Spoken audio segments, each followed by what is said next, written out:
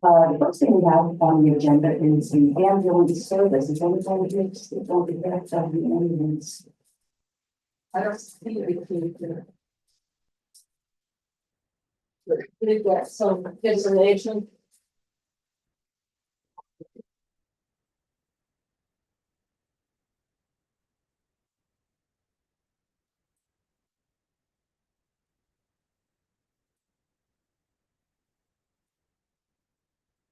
So did everyone have a chance to take a look at the minutes from July 15th, the regular meeting, and July 29th, and the Tuesday meeting?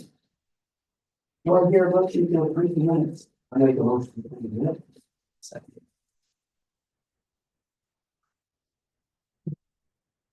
Tax collector. Wait, I have to take the vote. Mr. Miller? Yes. Mr. Gardner? Yes. Mr. Bradford? Yes. Mr. Donnell? Yes. Ms. Rao? Yes. Thank you.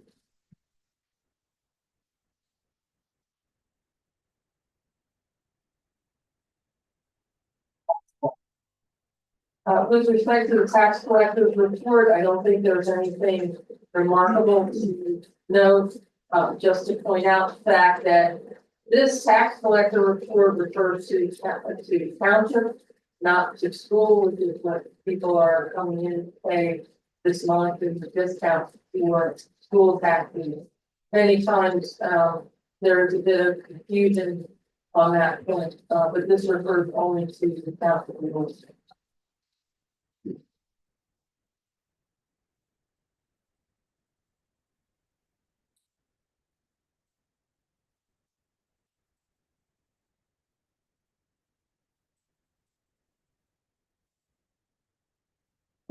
Public comment. Christina. Oh, could you open step up to the podium, please, state your name and your address?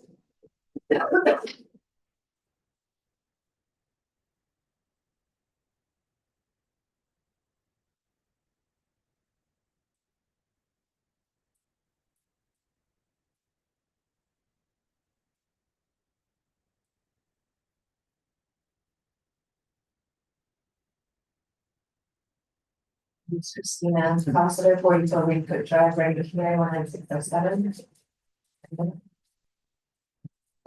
I'm just here and concerned with a refuse bill that was supposedly sent out to the citizens of this township. I, along with quite a few people I've talked to in the Flying Hills area, did not receive any refuse bill. Once, twice, 3 times, none. We just got a very kind of penalty letter and stating if it's not paid, you're going to be paying this penalty. Well, we never got a bill in the first place. Okay, so we've already been penalized twice according to this letter from the original charge that we never knew was due. I do not remember ever paying a refuse bill separately. I called here and spoke to someone. They told me, oh, yes, you did. And I said, no, I didn't. I've gone back and looked at my records. So I keep my stubs. I know when I'm paying my sewer and my taxes. You can check all my records. If I get a bill, it's due within a week. Okay. I am not, I think, responsible for paying 2 penalties on this refuse bill, or and being threatened to be sent to collections at the end of the month if I don't pay with penalties. I'm extremely annoyed by this, as are many people I've spoken to. There are 2 Flying Hills Facebook groups, quite a few people. I don't know if anybody else is here for that. I have one here. But that's what I'm here for. I don't know, why so many of us did not get these bills. So I don't know how I'm responsible for a bill I didn't receive in the mail. Any comment on that? The only comment I have to make is, one, the bills were sent out January 2nd of this year. The Board of Commissioners had authorized the penalty being staged in order to set up a 10% penalty all at once, 5%, and then a 10%, a gradual penalty. If the staff upstairs, and I've heard some of these phone calls come in, I've never seen this bill before, but the staff upstairs looks on the computer records and on the deposits and is able to verify that somebody paid a bill on such and such a date in 2024 and such a date on 2023. And it's not, I don't know how to explain the difference between the member of the public's records and the fact that we have record that yes, this account was paid.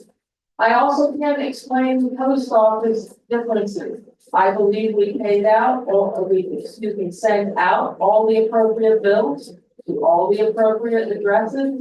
I will give you an example.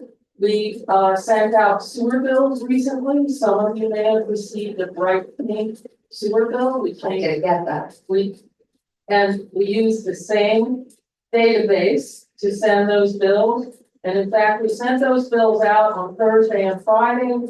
And yesterday, a number of them just came back to us with no explanation from the post office. So I cannot account for what the post office does. When a bill does come back, if it comes back, we mail it out again to try to get the bill to the resident, but I cannot account for bills that do not get returned. But I cannot account for not getting a bill in the mail. And also, was the refuse taken out of taxes before, or did we always get a separate refuse bill? 3 years ago was the last time it was taken out of tax. Okay, see, I got conflicting. Someone told me now, it was always that separate bill. Then someone said, no, this was the first year. I called 3 or 4 times. Okay, I'm getting different messages. I just don't know why. I mean, I understand you're not responsible for the post office. Well, neither am I. So why am I paying a penalty on something that I never got in the mail? And along with many other people. And you said you've heard these phone calls, so it's not just me. No, it's not just you, but on the other hand, if you don't pay our electric bill, Med-Ed doesn't withhold penalty on an electric bill either. It's a service that people have been getting for over half a year. And have paid before, whether or not that's recollected. It's up to the board how you wish to handle this, but my recommendation is to treat it exactly as if we're a sewer bill. The main difference between the sewer bills and the refuse bills is sewer bills go out quarterly because it's a constant charge, and the refuse bills go out once a year. Sadly, comments. First off, signifies the situation. I've had similar situations before, and whether it's in my case, sometimes I lumped it in with one of the. No, I can't. Yeah, maybe I'm saying in my case. So sometimes stuff that in my case, ends up in the wrong bin, but.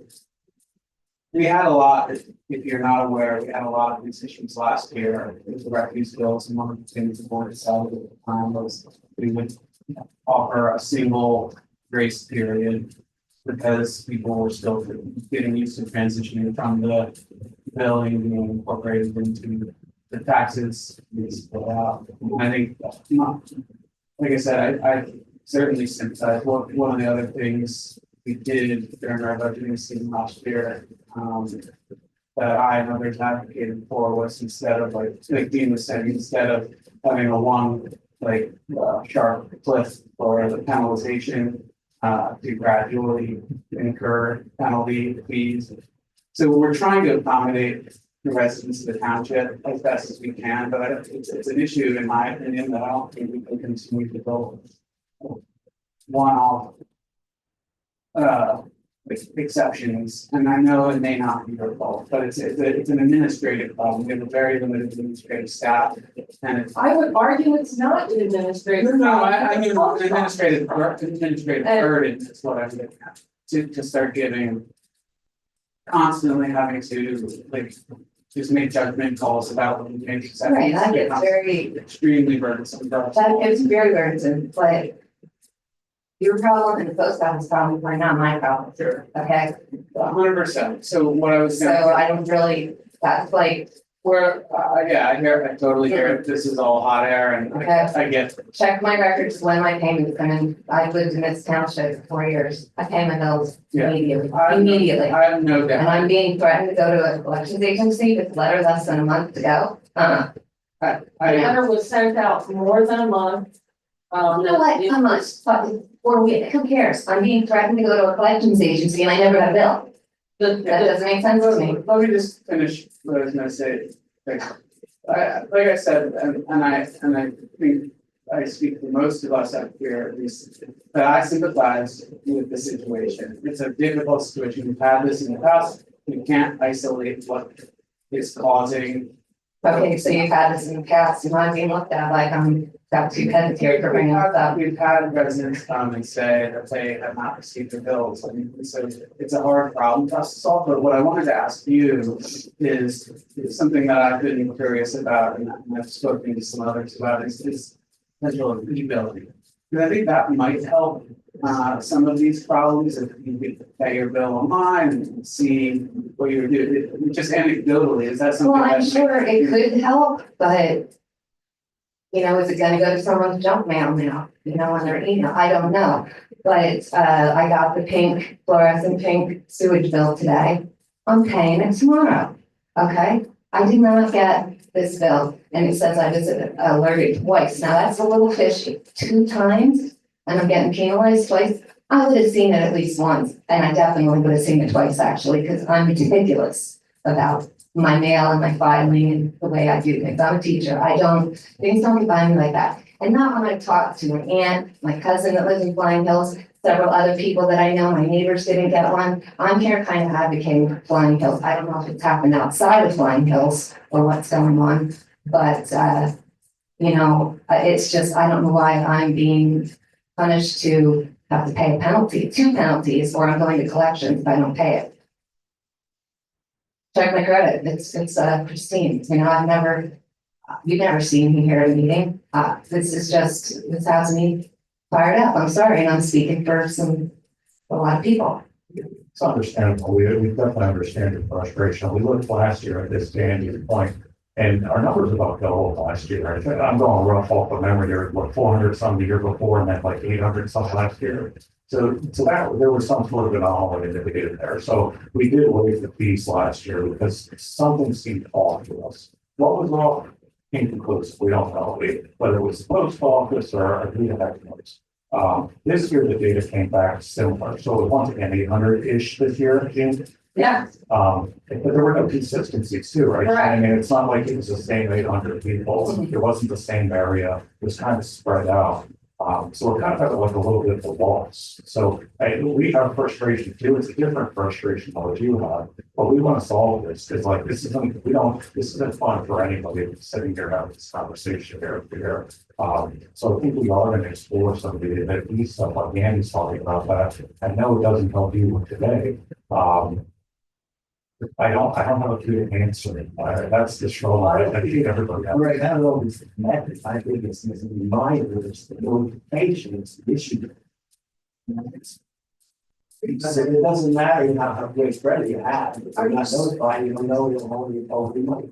Right. Saying 800 people about this, that is the didn't get it, Yeah, yeah. 800 people got the letter, not necessarily meaning that 800 people did not get the bill. But you know, About, just like last year, about half of that number are individuals or homeowners who chronically do not pay, and they don't pay sewer, they don't pay anything. So if every year it's 800, that's a lot of extra money to the township, just for townships. And that's the reason we have to go to collections. at a certain point, we have people that, and I'm certainly not pointing the finger at you or anyone in this room, but there are people that that is the only outlet for the township. That's So the bottom line is I'm paying 2 penalties because I didn't get a bill. That's what I'm asking you. I'd like to finish my description. The other approximately 400 are not normally delinquent payers, but the profile of those normally not delinquent payers are different this year than last year. In other words, it's another random number of bills that didn't get paid. We had people calling certainly saying they didn't get a bill, but we also had people who brought in their original bill and just never paid it. We had people who said, I only pay when I get a delinquent notice. We had, that's for real. We had people who called in and said, oh, I lost it. We had people, I brought my neighbor's bill. We got all kinds of contacts and situations in the office. So it's not a straight up 400 people didn't get their bill sent. Again, if the post office returns a bill to us with one of those stickers that says it's not deliverable, the address wasn't good for some reason, et cetera, we resend to try to reach those individuals. Well, I've been there, the same address for 31 years. Every tax bill, every sewer bill, every bill, I now I get this letter taking me to elections. So I called, I said, well, how did the bill come in an envelope? Like the bill. She said, no, it came on the postcard line. But it was me on green. I said, I never received that. I just never received it. I received, why did my profile changed? I do not know what happens with the post office. I know that they use the same databases for the addresses. I know the addresses are good. Some of the sewer bills we had that came back were from Fairway, 1 or 2 of them were from Fairway, that have received other bills from us before with no explanation for the post office. I cannot control the post office. The notice that was sent was an exact regurgitation of the resolution that the board adopted. It was a regurgitation of what was on the bill. This is what was on the bill, and a regurgitation of the penalty schedule on the resolution. There's no flowery language in the letter, and I realize that there are some individuals who take that as an insult or as demeaning. It is simply pure and fact. The period ends on August 29th at 4:30 p.m. That's the last Friday of August. So there's still some time to make those payments. Including the penalty. Yeah. Yeah, I wanted to just take a minute to explain what this behind. And I don't mean to be condescending to anyone, but I think between your sort of alluding to this, but the idea is at a certain point in the year, you've got residents who have not paid the bill. I don't think anybody's necessarily in some but you're getting service for at this point 8 months. And what that does is for those of the residents of you all, it's unfair for you to be in a situation where you don't think you're properly notified and not getting acknowledged. The township's hands are somewhat tied. I'm just trying to help you understand, you all understand the dynamic. Because it's also not fair to the township or the residents, other residents, because for those who paid the bill on January 2nd, they paid up front. And the township is essentially fronting. I got the bill. Sure, I'm not suggesting you wouldn't, but what I'm saying is, at this point, the township has fronted 800 residents' bills for 8 months. And that incurs an opportunity cost for the township, because that's but it's cash flow that the township doesn't have to provide services. So the problem is we have to create some incentive structure to get people, and to raise some of that property cost. That's how, I'm just trying to sort of lay it out. And when I called, she said, well, the onus is on you to know that we have this service. I said, so I should mark it on my calendar. She said, yes. Well, she said February 1st, have it come up, look for the. Right, you're on the lookout, but yeah, Look for this, the bill, now. When is it due? She said, look for it February 1st. So was the payment due the end of January? So February, when I called and said, hey, how much do I owe? I'm already late. It does explain that on the bills. But it also explains it in the refuse calendar that remember the board had instructed us to include regurgitation of all these terms and conditions in the refuse calendar that is also sent out. That's the one with the colored blocks and when it's in there. Explaining all these dates as well. But to your point, and this is the last thing I'll add is, I think you bring up a fair point. Is it fair to do?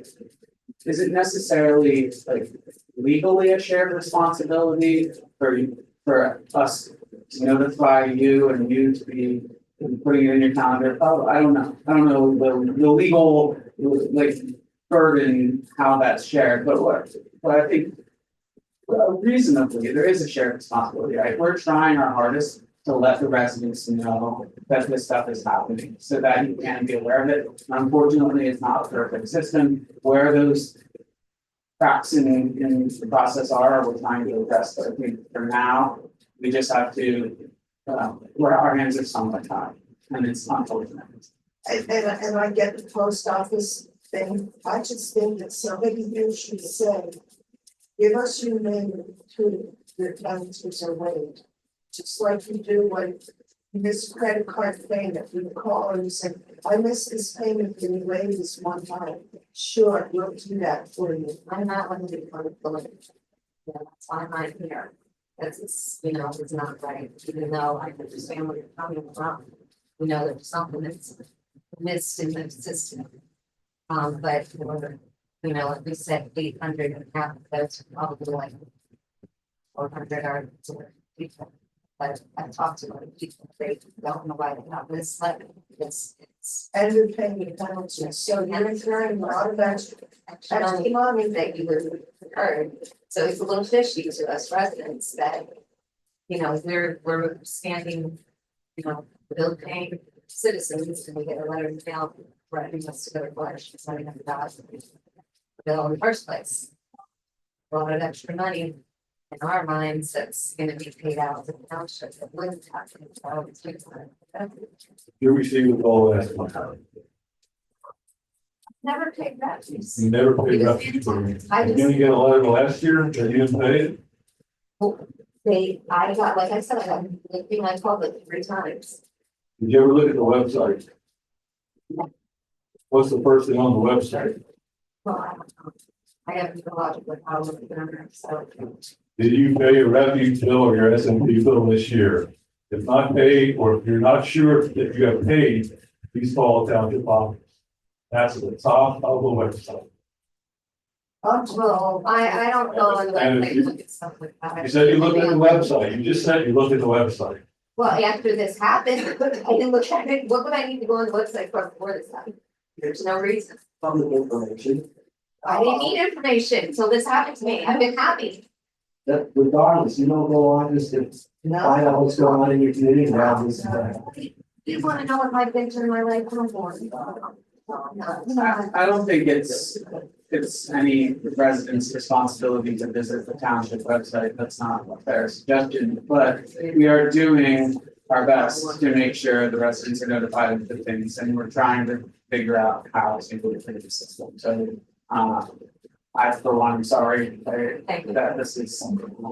Well, What's we're your glad to get this brought to your attention, Yes. and it's not just two of us. I'm sorry, just to close one point, Shane, correct me if I'm wrong, the late charges on the revenues for the revenues fund. Correct. So that's not money that like can be used for other things. What that does, it effectively pools in there every year. And then if that goes into the following year, it's think of it as almost like an overflow, if you will, and that'll adjust the bill for next year. So if I'm making up numbers now, if there's an extra $50,000 sitting in there, that's $50,000 less that everybody has to pay the following year. So it's not like we're using this to buy a township yacht or anything like that. That's not what's going on. The other thing I would want to say is if the staff upstairs looked up somebody's account and says, yes, your account was credited with a payment on such and such a date last year. I believe them, the account's approved. So regardless of, any other record keeping, I believe that the staff is correct when they say that somebody, yes, a person paid this account. There's no advantage to the staff to say otherwise. So I just wanted to put that out there, that the staff is very careful when somebody calls to get the address, get the account, and look back on the past several years since we've been sending out the bills individually to see when, not only if it's been paid, but when it was paid. They can say the exact date that the deposit was made against that account. Just gonna throw something out there. Trying to come up with any crazy idea that's gonna help everyone. Try to figure this out. Thinking about it, I don't go to the Pennsylvania PA.gov website to check my state taxes. I know tax day, and I know that some taxes. I'm wondering if something, not necessarily making all Cumru taxes due on federal state tax due date, but is that hypothetically, could we do that to make our taxes align with the same taxes and bills and tax? But all of the bills that we send out, do we align those to common sort of milestones in the calendar year so that people might be more instinctively aware that this is new? If the board wishes to do that, the board can do that. Let me make a couple of points. One, it's not on the tax bill anymore. It hasn't been for several years because the tax collector pointed out that a refuse fee is not a tax. Therefore, she isn't authorized to collect it. So that's item number one. And many years ago, the township also used to send out separate refuse bills. So it's returning to a practice from years ago.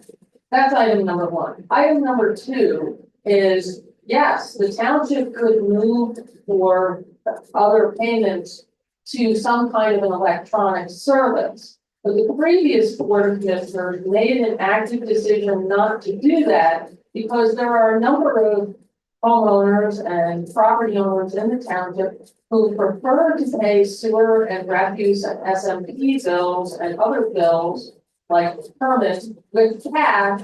And the previous board did not want those individuals who pay with cash, who are oftentimes older folks, to subsidize the fees that go along with paying electronically. Any electronic payment system, whether it's credit card or whether it's through a website like paying your Target bill online or paying your Med bill online, there are fees associated with all electronic payments. And the overall fee for whatever the service is has to subsidize all of that electronic stuff. I mean, Mr. Donnell knows more than I do about, and Mr. Greg knows more about this than I do. So the previous board made an active decision that they did not want those who choose not to pay electronically to have to subsidize those who do pay electronically. So that, but the board can make a different policy decision going forward, if we wish. We would have to find a service, and I know that those services exist, and, you know, we would incorporate those PCI fees into the rates. So that is something that can be done. It's an active policy decision on the part of the board. But I still don't think it solves the initial and main question here, which is the notification. I mean, I don't care how easy you make it to pay, if you already know when to pay or what. We notified in the calendar, which is mailed out in December. Oh, yeah, we may Notified the drastic, bill. don't get me wrong, we may drastic, I'm just commenting on what the problem is. And what it appears to be, and you've taken certain measures to try to correct it, obviously, you've done a great job, but there's still some apparently this slips through the cracks. Yeah, I think you're right, Dave. I think there's a multi-pronged issue. I think a big part of it, perhaps the biggest part of your point is notifications. And I think that speaks to maybe a broader discussion that we need to have in terms of not just digital payments, maybe it's digital payments are part of it. Maybe we incur a service fee if you use the digital payments platform and don't incur that fee if you're paying cash, something like that. But aside from the payment aspect to it, I think we need to, in the near future, talk about just the digital renovation strategy for the township and how we can get to digitally notify people with email, text, push notifications. Email and the post, They, one or the other. those postcards were large. That's a standard size that the post office mandates for a post, for, if we enlarge the size of the bill, the amount of postage goes up, and then the criticism that we hear is that we're spending too much on postage. And postage is expensive, so we have 16,000, give or take, residents, so 16. Approximately 5,000 refuse bills on approximately 5,000 sewer bills. Approximately what is one of those billing postage on those calls. With respect to sewer, it costs about $2,500 per mailing because Flying Hill sewer bills are hand carried, so those aren't held in it. So about $3,000 per bill. So it's not, it's a consequential amount of money, so we need to look at a lot of it. Your point is not just how you pay, it's how you get informed about it. But I would argue also, to what extent, when people change emails, change phone numbers, have multiple emails, personal emails, when somebody comes in and says, well, I didn't get the push email, what's the response to that? At some point, there has to be a level of looking for the bill. I'm receiving a service, how is this service getting paid? Yeah, I guess I totally agree. I think there's a base level of accountability that has to exist. But I think that maybe the problem isn't the right word, but the issue I see right now is there's a single point of failure, and that there's one mode of notification. And if we offer more than one, I think it puts that onus of accountability more on the resident, because But we did this, we did offer more than one, and it still didn't work. Can I just say it real, Just a minute, it didn't work. So real that's- quick, I For some 100%. people, I just. 100% agree with Andy. I think a digital comprehensive strategy is needed. I think it's something that, Andy, we should take the tires on that. The two of you, like, I truly, I'm sorry, I believe, I do not think you're lying. I don't think you're deadbeats or anything like that. I just want that to be clear. I truly feel sad for you. What I would love to do is maybe connect with the outside of here, and we can just kick around some ideas as to what you might see, because I don't want us to just sit back here and pontificate what the public wants, but I'll get direct feedback. So I have your names here, like, if you're on those Facebook sites, I'll find you. That sounds bad, but you know what I mean? And we'll connect and we can talk a little bit more. And I hate to cut the conversation short, but just to keep things moving, Yeah. just keep it along. Thank you. Okay. Thank you. Thank you. Ben Fisher, you want to come up, so you can anything right, this week?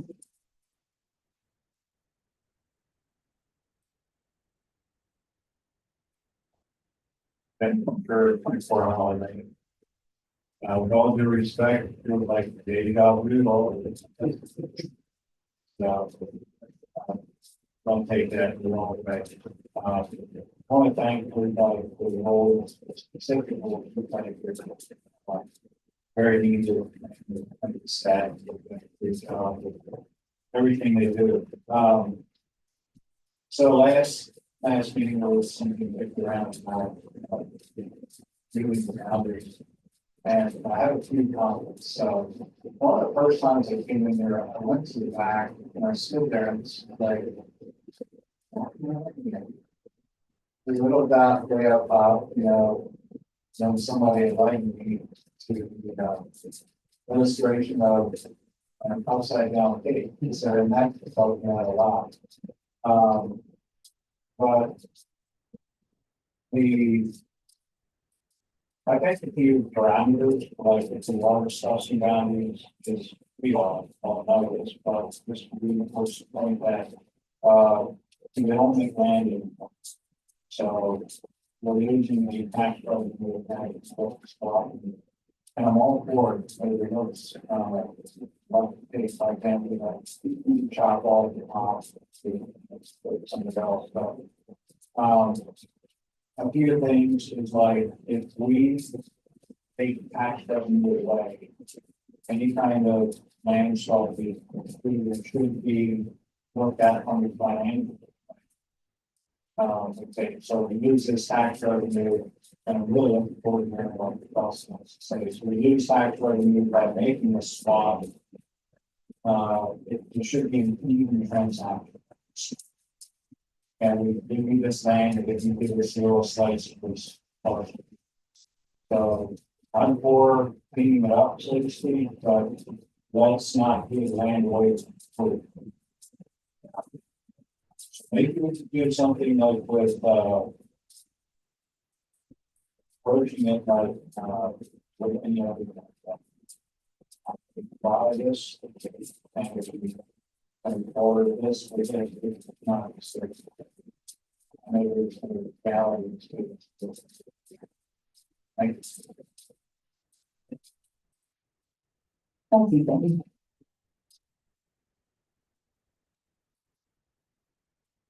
And lastly, Kimberly and Nathaniel Well. Come on, and see if they get all this things.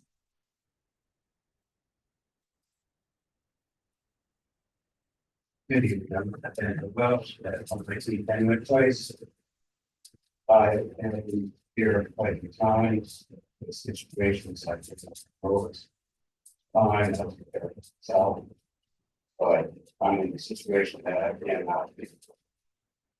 It's good as possible, here, Winchester, at Sergeant comes to my home, that's what it's down. I've been president of place since 2012. And in 2016, I had extensive permits and everything for it, so I'm going to do there. I have a new neighbor that moved in 2020 something. First thing he said to me was, my stove is wrong with all the roof.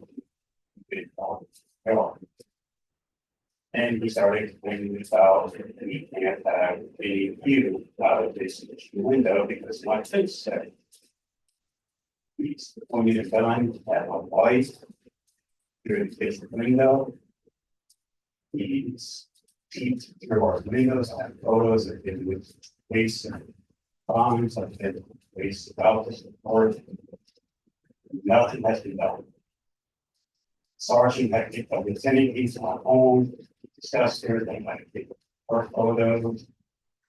And he also claims that the neighbor has been considered mishandling of a firearm. I cannot go outside of the yard because if I go out at the yard, he comes outside in his wife with a gun and threatens. To me, that is terrorist or threats. And there's stuff that everybody, all the cops says there's nothing to be done. I had an officer sit there, he's come to my home and tell me that all I can do was up that street. Never did any investigation. Because if you did an investigation, you would have noticed the string was tied to my fence. So if it was on my property, I should be able to go. Nothing's been done. I am going to go to social media with this, I'm going to tell everybody of this situation, because it's back on hand. That's just a couple of days ago. He threatened me again. Because his weed whacker got busted. It's against all of my understandings, pull out pin in your yard. It's out where the border is. He has done this, and still nothing is being done.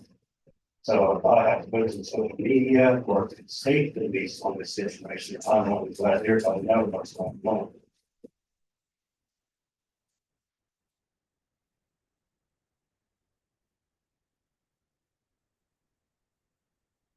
My recommendation is that if you want to go to the social media, please go ahead. We've spent a considerable amount of time to try and resolve any kind of situation that we can to be. The officers did explain to you that carrying a firearm in public is not against the law.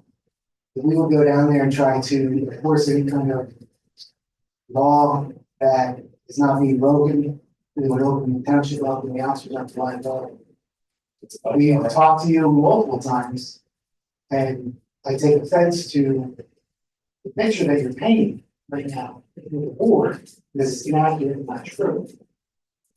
I also told you and talked to you extensively about the fact that if someone wants to watch anyone, you're in a public place, there's someone where they're lawfully able to be, they can do that. They can report you if they want to, as long as they're in a lawful place and they're not reporting something that they or anyone else would not have the privilege to view, record, or take a picture and watch.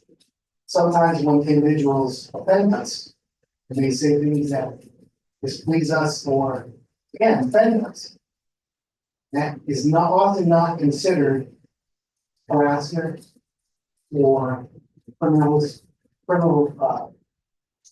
reckless endangering or any kind of criminal action. You know, and we talked to you about this specifically for a long period of time, myself, lieutenant, officers, and sergeants.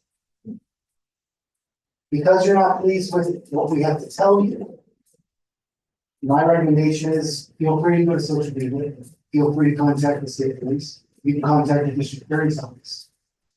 This board doesn't have the authority to tell me to do something that is against the law, and nor would they. So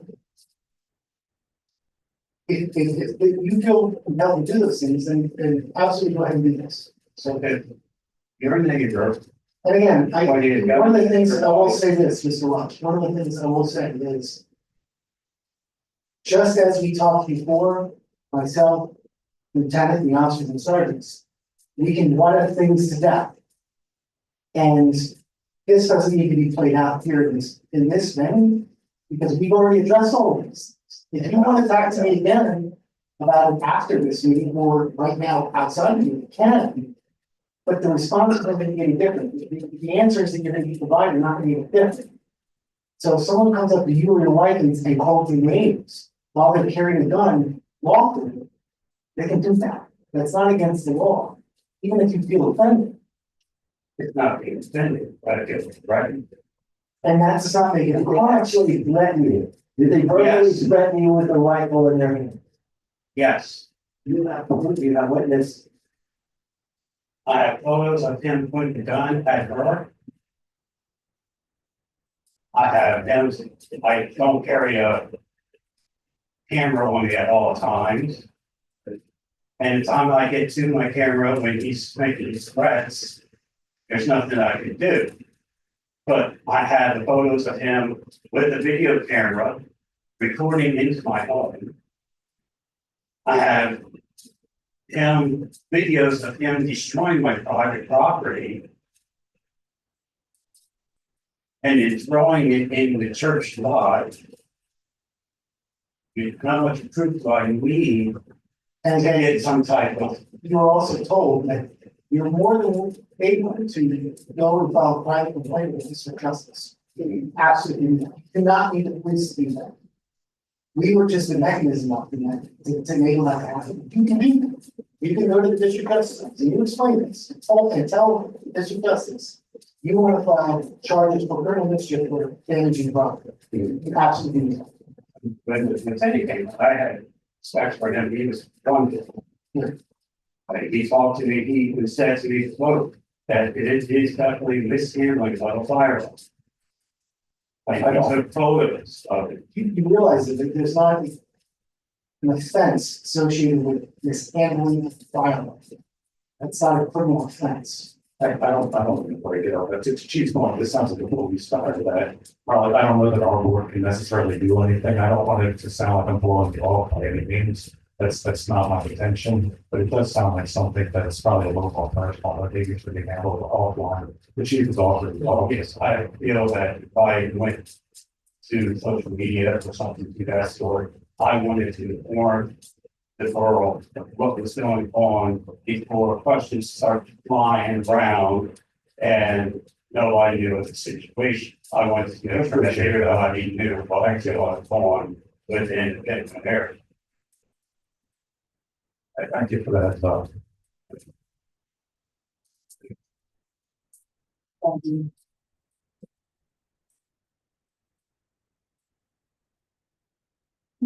Next up is the police department report with Chief Winchester. Thank you. You all got my report and you tell us if there's any questions.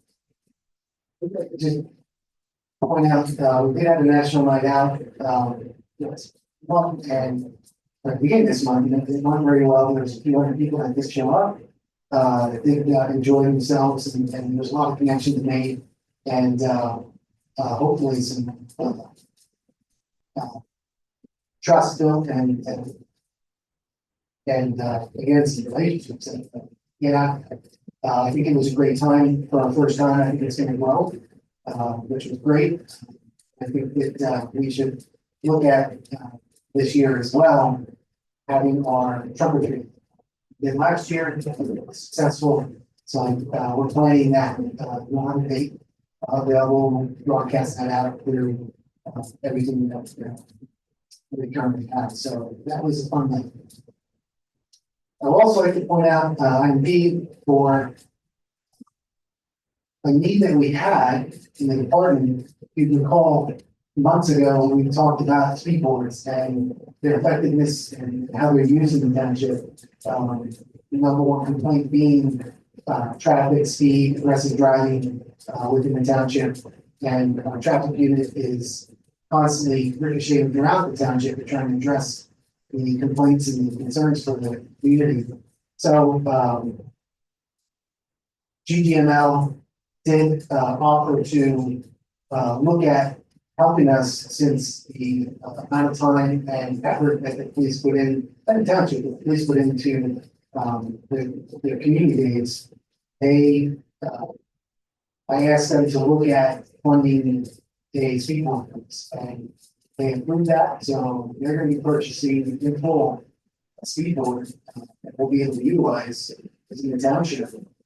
And that cost was $7,173.20. So significant price, and I appreciate them approving that and us being able to utilize that township. Thank you. The fire department, Chief Winchester. Good evening. I should have an updated report if there's any questions that I would try to answer. Things moving here. What it is, I'm looking for a motion. I'm gonna this to for and applications. In application 14, HP Bridge in application 13, and capital in application 12, and then in application 10, for a total of $481,326.88.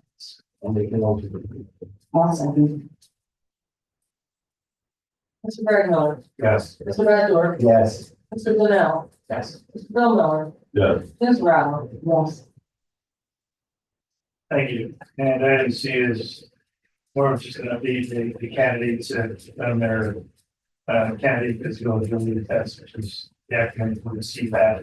The practice rounds orientation has been completed, and as of today, the first time test, which they get 3 chances to pass this, went out today, so they have to schedule their times and go down and it starts the time, they call it time practice. If they pass that, they will be done. If not, they have 3 chances to do so. So it's been a very busy year for CPAT. Multiple departments are hiring. It's copious amounts of people. So that being said, we'll have another update next month and we'll just be done with CPAT. That's all I have to see unless you have any questions. Thank you. Administration. Thank you. You have a codes department report. Mr. Farnware is in the back of the room. If the board has any questions for him, either now or after the meeting. At the top of page 3, local share account grant, also known as casino money. There are 2 rounds of local share account grant applications. This is the first county round, and both Senator Plank's office and other offices notified all municipalities that this money can be applied for. There's a limit of $300,000. There are 2 items on the list. You may recall when we were talking about capital issues at the last meeting. One of the things that I said was that vehicles are probably the most difficult item to meld into the capital scenario. These are 2 vehicles needed by Public Works for a periodic replacement. The 10-ton dump truck is analogous to the truck that took almost 3 years to get here that we paid for in March. However, some of those supply chain issues have lightened up a little bit. We do not expect, if this purchase is authorized by the board with or without a grant, we do not expect it to take 3 years at this time, because things have been lightening up in regard to these delays on supply chain. At any rate, the reason I have plurals here is with the limit of $300,000, it may be worth our while to make 2 separate applications. I was going to consult with Spencer Thornburg of Senator Plank's office about whether applying for a $300,000 limit or 2 separate applications would be better in terms of our chances of getting one of these grants. So what I'm asking the board for this evening is to adopt 2 resolutions, one for each of these vehicles in order to apply for a local share account grant. So. Gene, just real quick, so the statewide program, I guess, opens on September 1st. So we could potentially put these both into the statewide as well, if we don't succeed in the capital report. Right, and there are other things we could apply for in the statewide, because that's up to $1 million. We could apply, in fact, we have a couple of applications with the CFA that are still outstanding that won't be decided upon until next month. But yes, we could certainly put them in that category as well. The biggest thing is getting the board's authorization via a resolution so that we have that flexibility. I have a motion, I need a second. Also,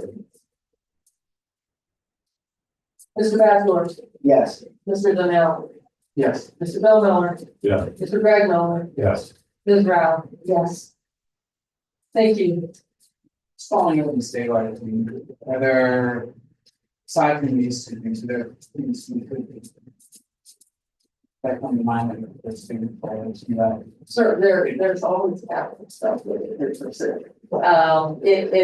It's more looking at our profile of potential project and what makes the most sense in the context of these different grants.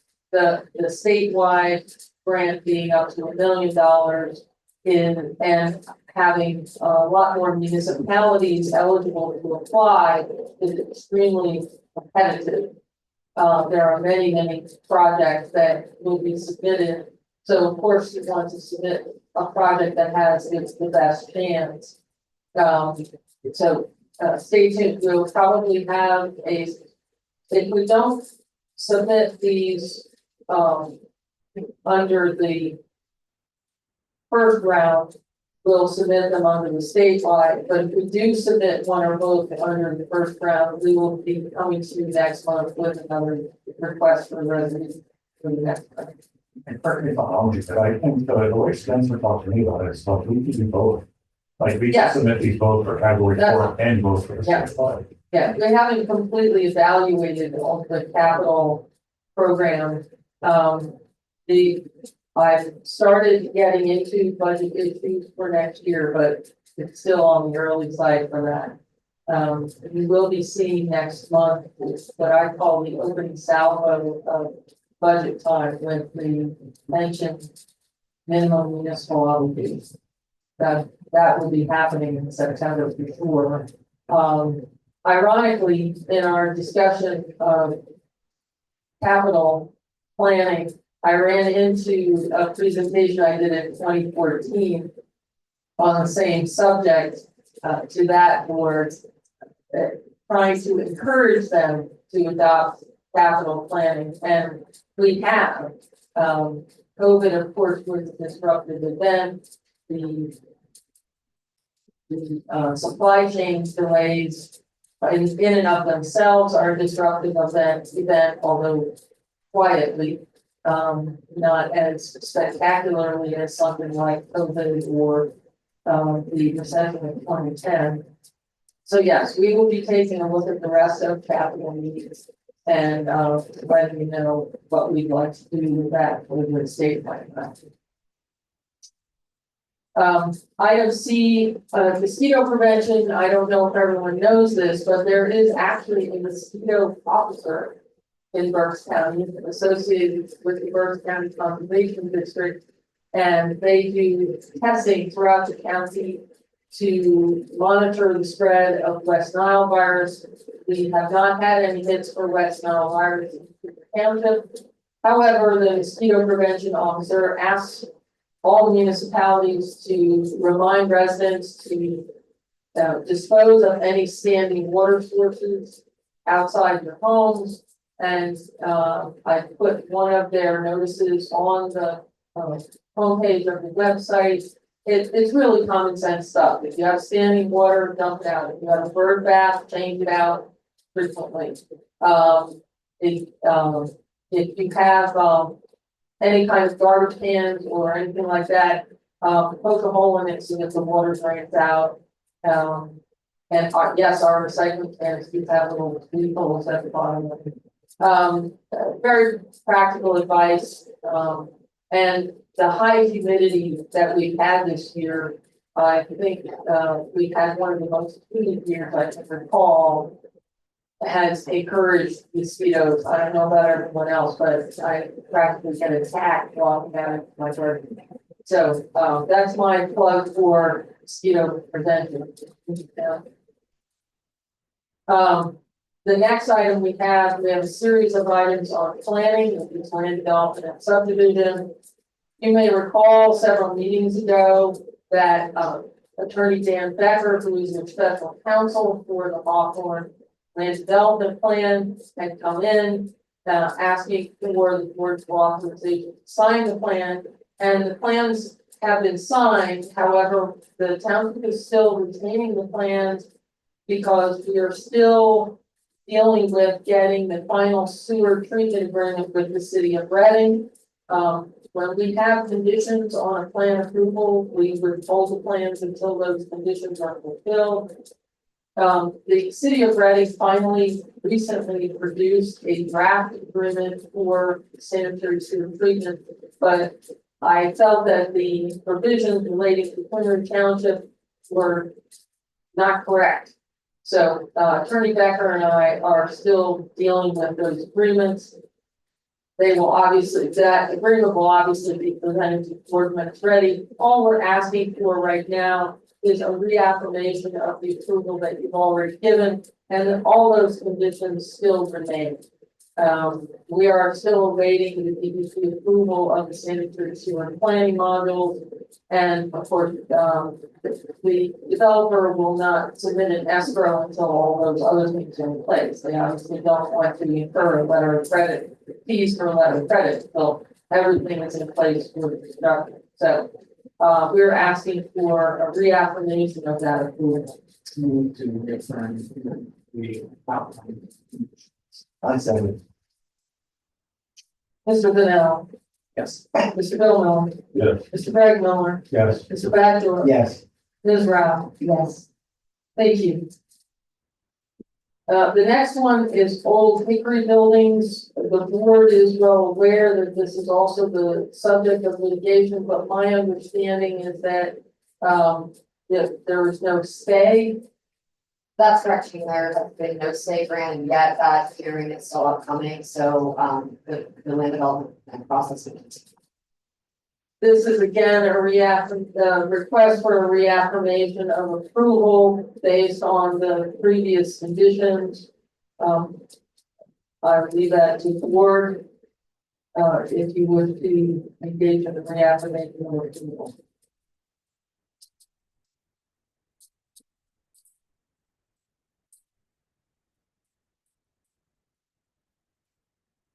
I'll make a motion to reaffirm the approval of the revised bond.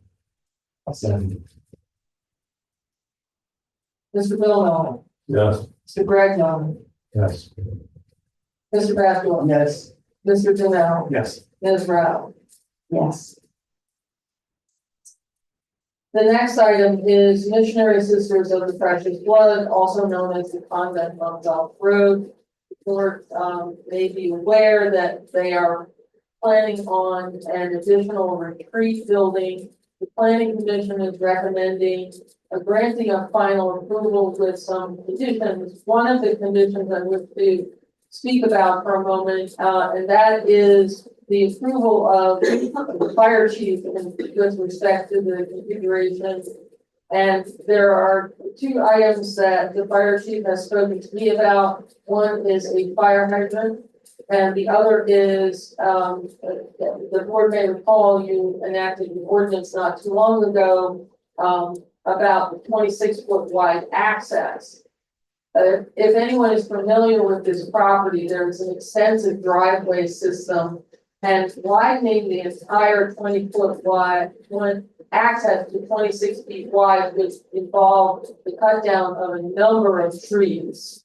Because they also planted essentially a grove of trees around their driveway. So the chief and I spoke, and the chief went out to see the site, and we're recommending a 20-foot wide emergency fire access, the 26-foot wide emergency fire access in a different location that would actually be less costly to install than to widen their entire driveway system and cut down a grove of trees essentially. So that condition is incorporated into this motion that's proposed on your agenda, even though that was not part of the planning commission perspective. I didn't know if you wanted to say anything else about that. The other thing I'll add is it's going to give us a second means of access to this property. Because currently, there's a access point. And it's only 10 foot wide. Let's put that in perspective. That tree comes down, we're not getting it. It's gonna do it wrong. So after you go this route, haven't heard back from John Hopper. And sort of, they say this is being the other side, get this. And I have a feeling once they have it, they're going to utilize it for some of the things that have absence. Because it makes sense. And a lot of things have been taken into consideration out there, but they're still, they need to bring in some notice to code. Not the way it's happening, probably some conflict. So, outside of that, And they put a water line in, oh, yeah, well, who's gonna guarantee you that that's one's even down the road? And it's, because lately we had a drought, there's been some odds that do rely on that, there's no longer 30 cents. That people all telling you, go, oh, we got a problem. Really get to the water, they're losing them. That's why the ISO audit doesn't look at odds as we got water chiefs. Like these figures, so that's changed the whole context. Thanks. All in all, I'm working with John Howard, getting some things that will this. It's been a back and forth type of thing, but ultimately this is going to give us a really good setup and actually give them a better set of synthetic markets and access. So a property with, imagine there's all ages of guns back in there that, you know, a lot of them don't drive, they all walk. And it's all about safety, that's all I have to say. What's your time questions?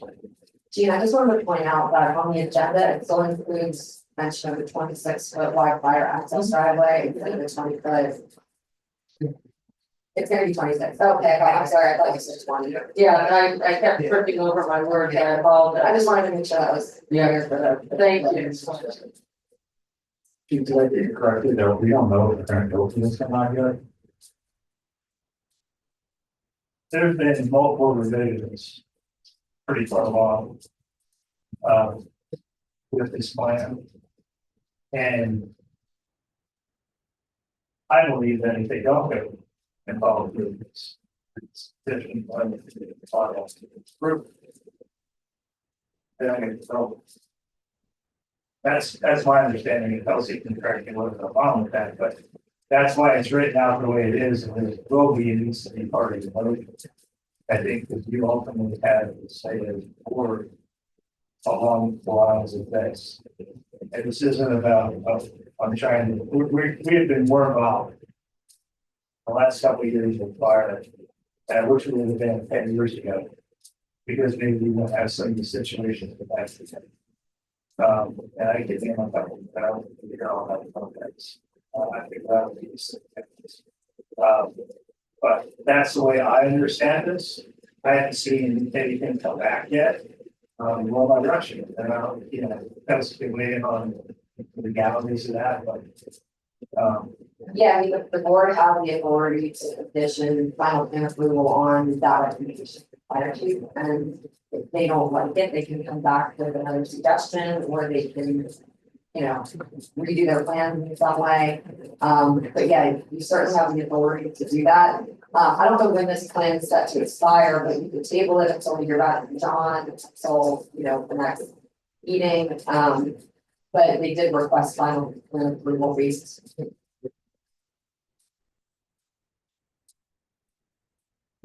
Just to clarify, my comment wasn't around whether it's a good or bad suggestion. I'm not suggesting it's not, nor am I saying you don't have the authority. It's just, it's a question around pocket. Like, are they, what do they think about this? Well, so at the planning commission meeting, I remember saying that he was like, I was fire chief on. Well, I think we should make it the time depending on our chief, our fire chief, that's all fairness. I mean, if anything's back, what did we do? Well, we took on it when we used. Well, professional. Well, gee, what I'm hearing is we're giving them an alternative solution, right? Like they can go ahead and chop down all the trees and bring in alignment with the standard that we have, you know, outlined for everyone, or they can take this alternative path. That's the way. Yes, you're correct. It's one more time to try and clarify. All I'm trying to hit off is if we put these out there and they come back and go, this is going to cost me an extra $100,000 and you guys are blah, blah, blah, blah, blah, blah, blah. That's what I'm trying to get out of here. Developers always. Every several Yes. And in reality, if, as we looked at the drawings and we looked at aerial photographs, I can almost guarantee you they'll be using this as a loading driveway.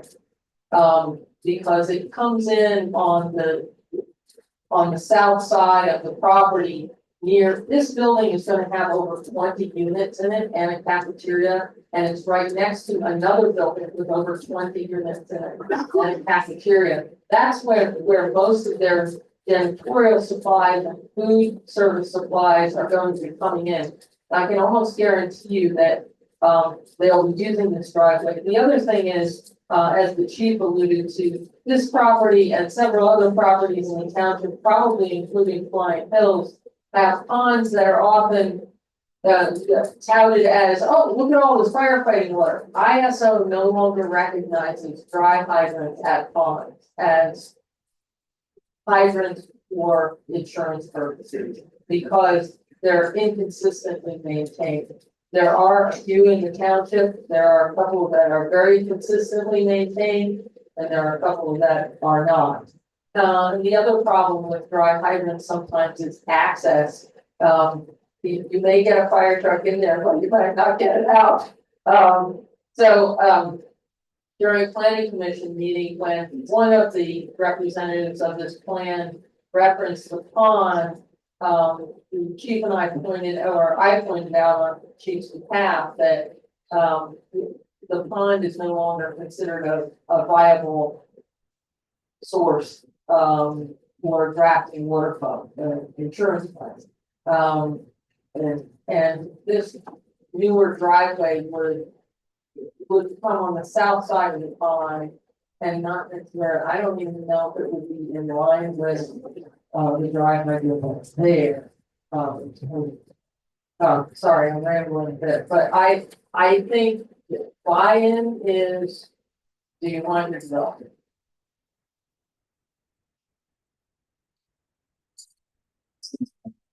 What is why? Or did you say what's in the what year is this, right? It's either they, When, sorry, it's either you do it a long way, you know, 6 feet, the driveway next to the John Hall picture. And take out all the trees. Because they're all huge, they're all mature, they're all very nice. Or you take the short route. And it's on a township road.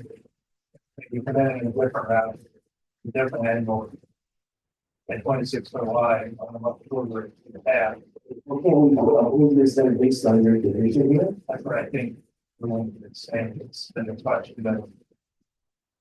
Whether or not we can hold them to that. I mean, based on what I heard, that was say, you'll get that forward, so unless there's in the opposition, I would move to, what is it, grant preliminary final approval, and you can follow, the fire act, that's, I'll say. Mr. Gregg, Yes. Mr. Bradford, Yes. Mr. Canal, yes. Bill Miller, Yes. Ms. Brown, yes. And in accordance with the procedure that's prescribed in the town planning code, we'll send a letter with these conditions and the developer can respond to that. That such a notification is required. The next item is Killington self-storage, also known as budget storage. I'm not sure why they have two names. So everyone may be aware that at what was the former Pathmark and Giant, there is now a series of storage units. That was phase one of that development. They have a phase two. This is their expansion. You will probably not even see it, but it's installed because it's on the back side of what is currently there. This plan is for 5 more self-storage buildings, similar to what you're seeing more towards the front of the road. And I will say that because this parcel was churched up, if you will, so missionary sisters on the brain here, but because the parcel was cleaned up and the first storage unit phase was installed, that inspired the Taco Bell to be going in, which a number of people have commented on what is that construction that is occurring in front of that body? That's gonna be a Taco Bell. We approved that several meetings ago, and they are going very quickly.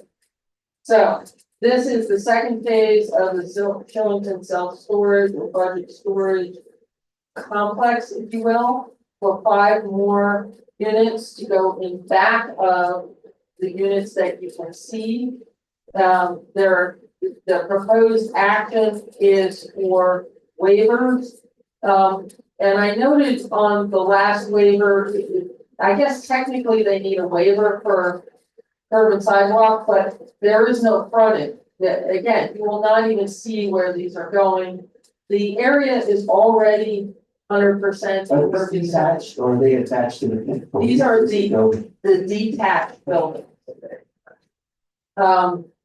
They will eventually be renovating the inside of the building for climate controlled storage.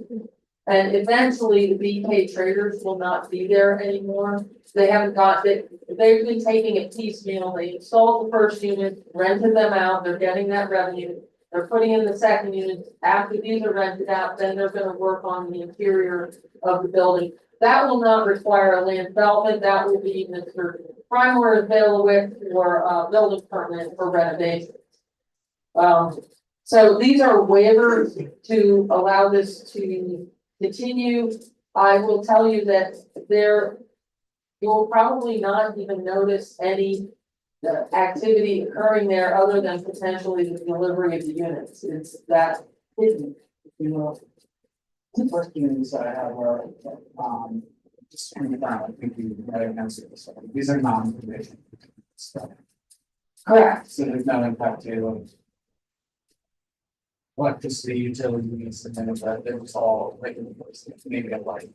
Right, right. These are, there's no humidity control, temperature control, any of that having to do with these units.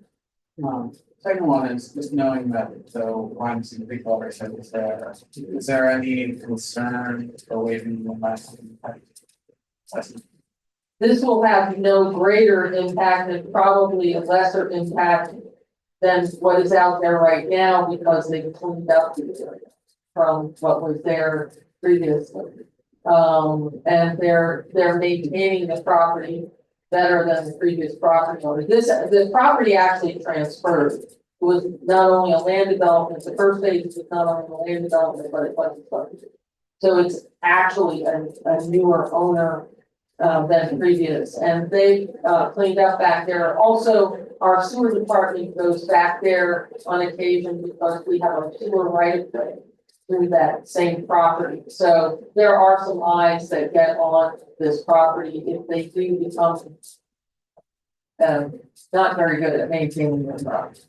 So I guess there's no additional imposed services. No, in fact, it might even be a little less. Okay, okay. I think that.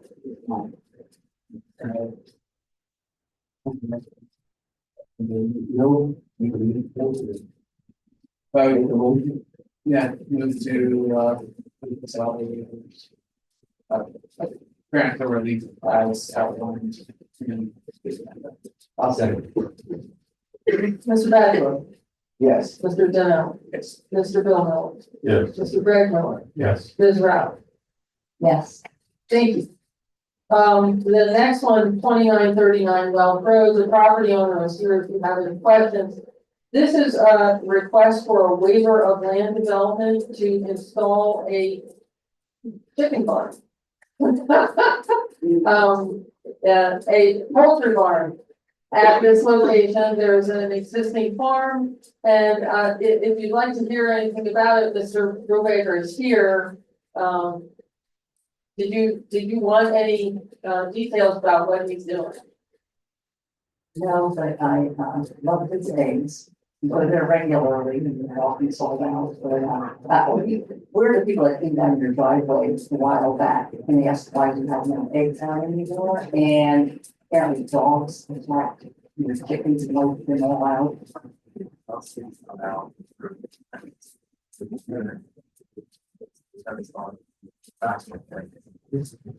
They were pretty good with reimbursing the bulk.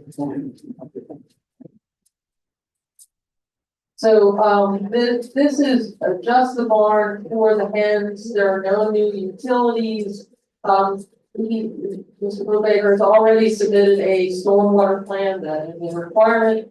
And the planning commission is recommending a waiver of any further land development plan for the construction of this barn. I'll make the motion of it. I'll say it. Mr. Donnell, Yes. Mr. Bill Miller, Yes. Mr. Greg Miller, Yes. Ms. Bradford, Yes. Ms. Rattle. Yes. We're looking forward to the eggs. What's the right number? 2939 Wells Road, and a farm stand is used by right.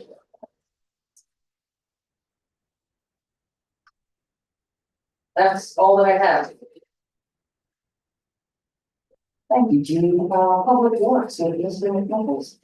I don't have much tonight, you already got my, monthly report, emailed to you a couple of days ago, if you have any questions, you know, we're finally, we continue to patch and clean sewers and do some remains. So if you have questions, then we can move on. There are no questions, we'll move on to the, engineer. Just an update on our Mount Penn Road. At our last meeting, we had a legal posting of a speed limit sign of 50 miles per hour around I'll call it a reverse curve that we have on Mount Penn Road. We took a look at that reverse curve and evaluated it and made a recommendation to the Public Works Department to install what we call a right reverse turn sign with an advisory speed of 20 miles per hour. These are warning signs. The speed limit is only an advisory speed, it cannot be enforced, but it'll at least alert the motorists to slow down in this area and hopefully to become more of a safety issue to so motorists safely can negotiate that turn. We put together a signage plan as well as the handbook of approved signs, the standard sign that needs to be installed. I just want to let the board know that that was completed.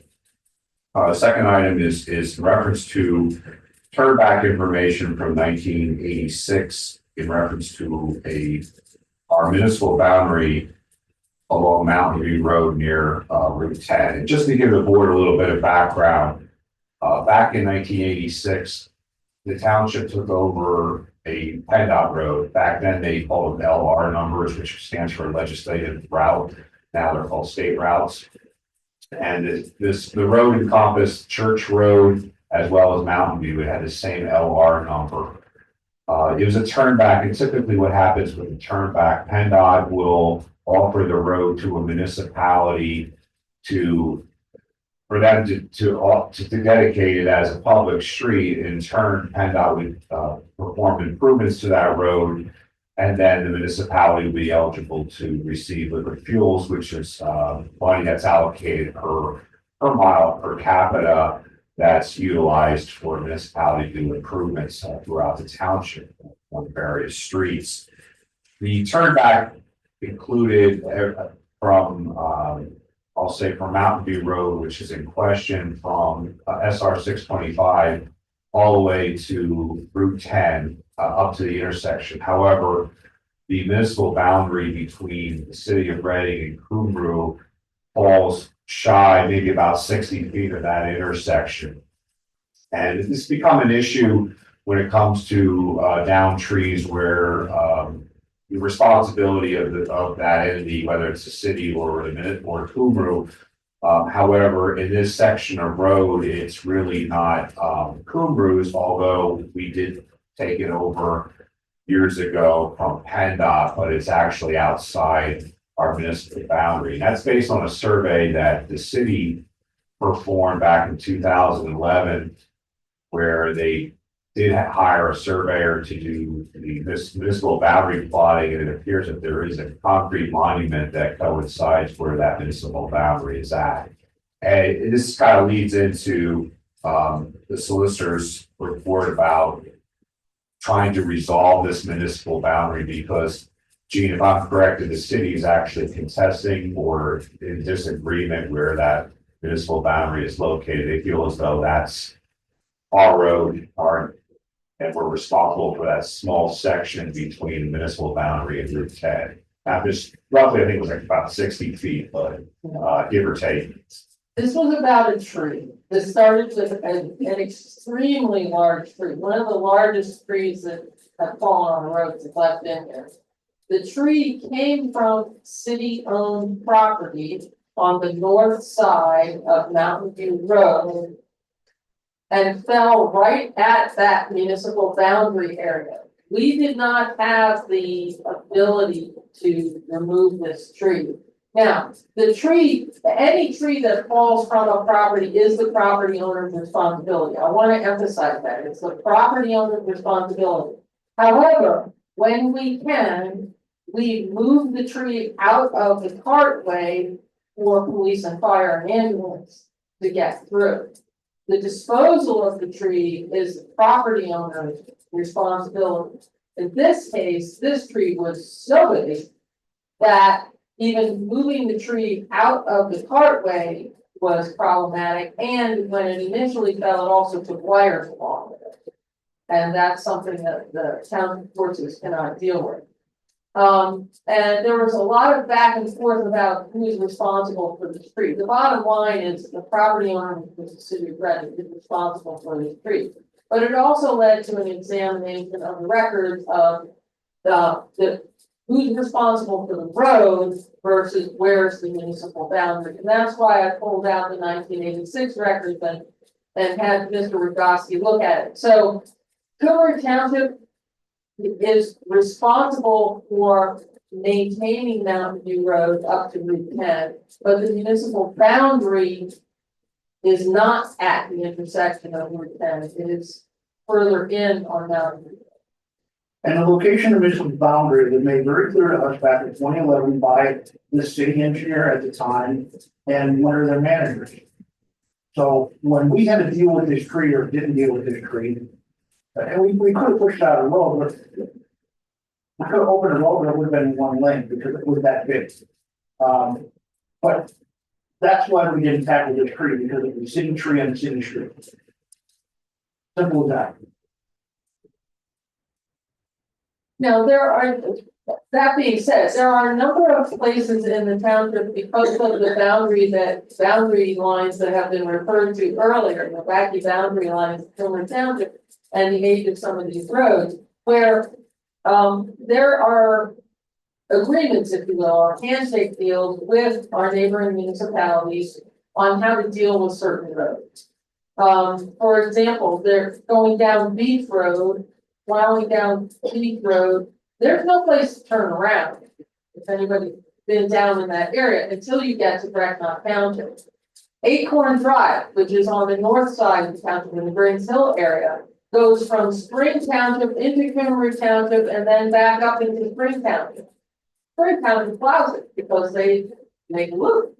And those are not the only ones. There are various areas in the township that, for safety purposes, in one municipality or another takes certain routes when we're plowing and salting, just to make sure that they don't have to attempt to turn around at a place that is unsafe. So there are, if you ever have a question about that kind of stuff, I'm sure Bob will be happy to answer those questions. But Mountain View Road, it's better to go all the way up. The only point that I bring up on this one, and I'm not going to solve about boundaries. I don't know who's right or who's wrong. Because as you said, Reading will tell you the opposite if you talk to them. When we're having these situations, if we just move the tree out of the way so we can open it up for the chief being in or Chief Winchester or any emergency services to get in there, we can figure out who's going to take care of what at some later point. But if we could just open it up for first time uses. Oh, we typically do, but one, the tree was on wires. And then initially. It took 2 days to get the wire. We have to call the electric company too. Oh, yeah. That was the broken pole without the Verizon right here. And the electric company comes out right away. They know people will die when they touch them. Verizon does not care if their wire's not broken. They have left wires laying in the ground for years. There are wires on 625 that have grown over the vine that lay on the ground, and they came down years and years ago. I can show you other places that. Wells Road, Well, down here, yeah. there's a tree on Wells Road, and same thing. If the service is not disrupted, they don't care, even if it is disrupted, if nobody complains, they don't care. Route 10 between the rehab or whatever we're calling it today and 724. All those lines that are hanging on all the communication wires, we have not affected the operation of the wires, so that the utility, the overhead utility will not deal with those wires, or with the trees. Because the utility doesn't own the trees, they only own the wires, and the wires are affected. So.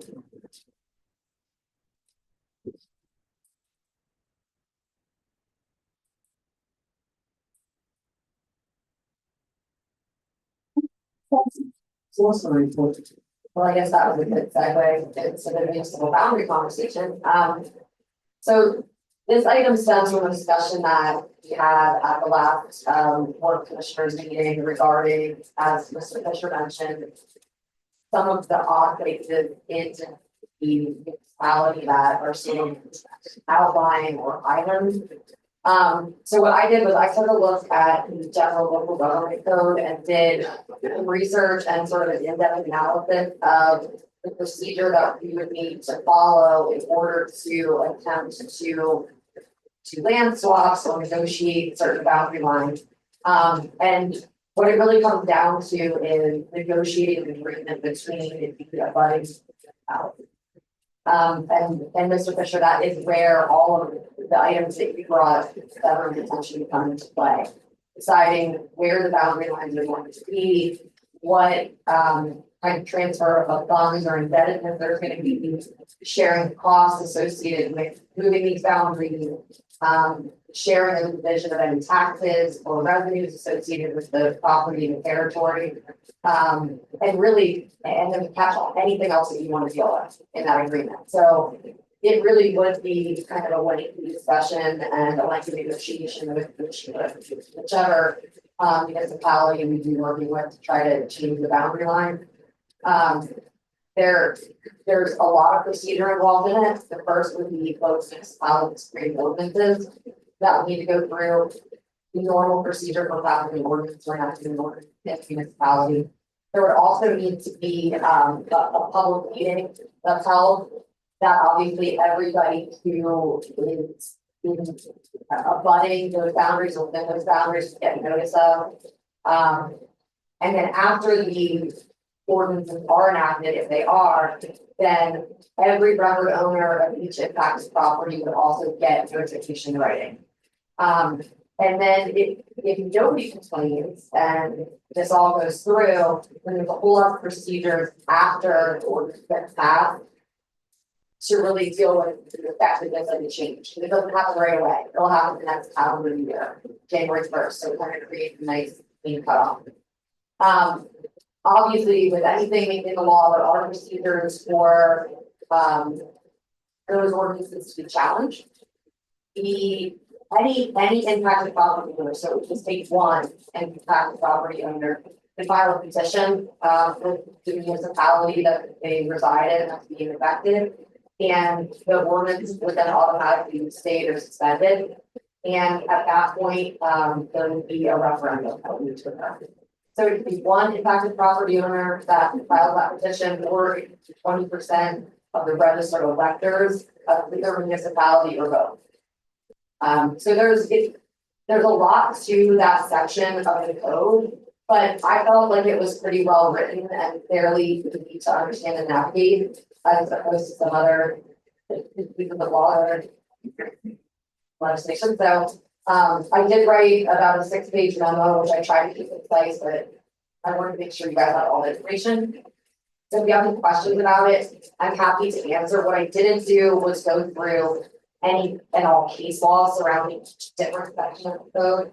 If there is questions about, okay, how did the courts interpret this particular section of the issue, I can certainly look into that. But I wanted to give you that overview of procedure and the challenges that could occur before we go deeper in.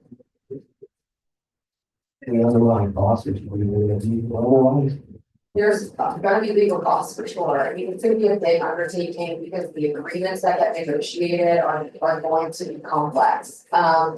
Not only that, but we're gonna want surveying costs, there's gonna be surveying costs that are gonna be incurred with respect to where the boundary lines are being moved. There's obviously gonna be advertising notice costs, which, and then, you know, we may want to even obtain some other sort of professional service to look at some of the financial aspects of the transaction, depending on how complicated they are. Thank you. Said one person recommends. The bus state having a lot of. Correct. But obviously, the first step would be talking to the abutting municipality and seeing if there is any interest whatsoever, and we can't do it without agreement. I think that's one of those things. So it's, they have to stand on. Basically, adjacent, within my property. They have to be within impacted area, so their property boundary get moved between municipalities, and they would have automatic standing under that section. And that's all I have. So if you want to review it, if you get questions later, feel free to go to your.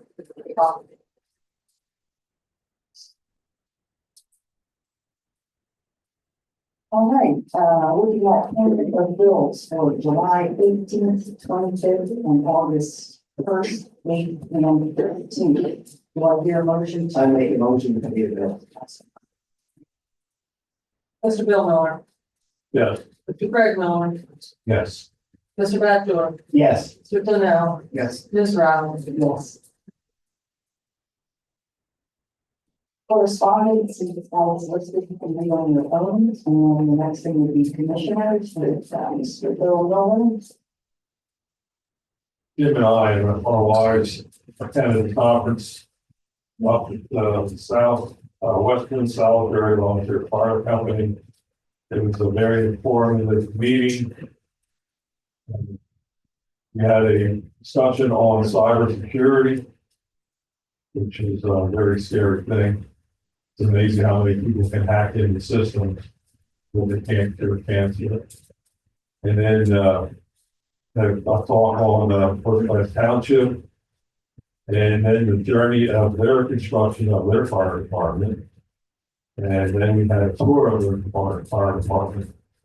Their fire department is probably the size of Cedar Top, if you say them.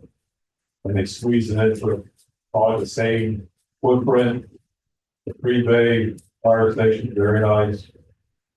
And their township is very unique because it's shaped like a figure 8. There's the eastern side and the western side, and in the middle is the city of Allentown. So you gotta drive through the city of Allentown to get to the southern end of the county. But it was a very nice conference. And at the end of the conference, we all went to the ball game. And the Iron Fish won. Well, thanks for the update. Next up would be our executive session.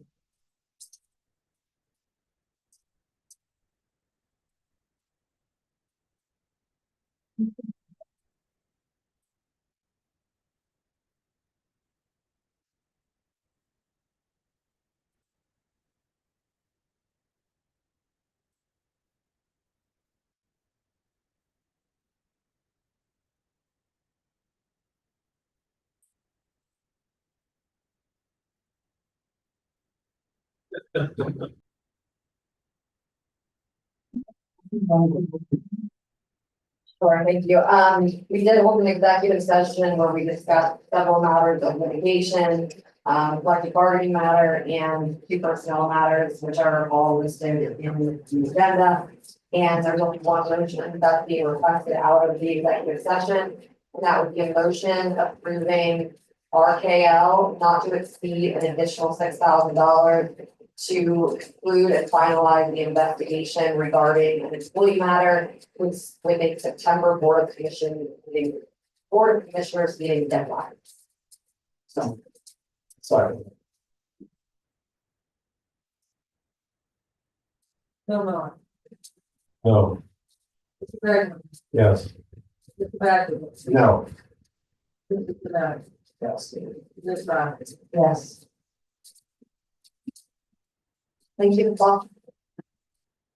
I made a motion to adjourn. All